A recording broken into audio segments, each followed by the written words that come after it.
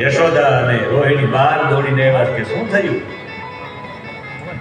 એમણે કહ્યું કે ખબર નહીં, કંઈક પહાડ પડ્યો હશે કે મારો લાલો કે એ તો તમે કંસની બેનને સોંપ્યો તો બહાર લઈને મૂકી, એને રોકાઈ નહીં કે તમે કંસની બેનને કેમ રોકી શકાય? બધા દોડી દોડીને બહાર આવ્યા.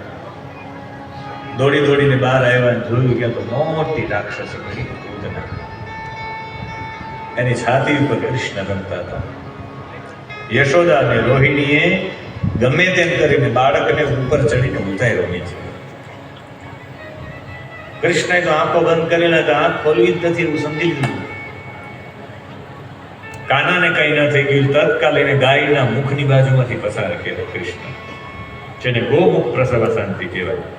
ગાયના ખીલાની રજ કૃષ્ણના શરીરે લગાડી, ગાયનું ગૌમૂત્રથી સ્નાન કરાયું, ગાયનું ગોબર આખા શરીરમાં લગાવ્યું અને પછી એનું ગાયનું પૂંછડું પકડીને એક એક ભગવાનના અંગમાં અડાડ્યું કે અમારા લાલાની રક્ષા થાય, અમારા લાલાના પગની રક્ષા કરજે, હે હયગ્રીવ અમારા લાલાના પેટની રક્ષા કરજે, હે યજ્ઞ પુરુષ અમારા સાથળોની રક્ષા કરજે, હે સૂર્યનારાયણ અમારા દીકરાની કંઠની રક્ષા કરજે, હે વિષ્ણુ ભગવાન અમારા દીકરાની ભુજાની રક્ષા કરજે, હે ગુરુક્રમ અમારા દીકરાના મુખની રક્ષા કરજે, હે ઈશ્વર અમારા દીકરાને મસ્તકની રક્ષા કરજે. ભગવાનના જ નામ બોલી બોલીને ભગવાનના જ આખા શરીરની રક્ષા કરતા આ દીકરાને કોઈ પણ નેગેટિવ તરંગો આવી ગયા હોય, નેગેટિવ તરંગોમાંથી દૂર કરવા માટેની પદ્ધતિ છે.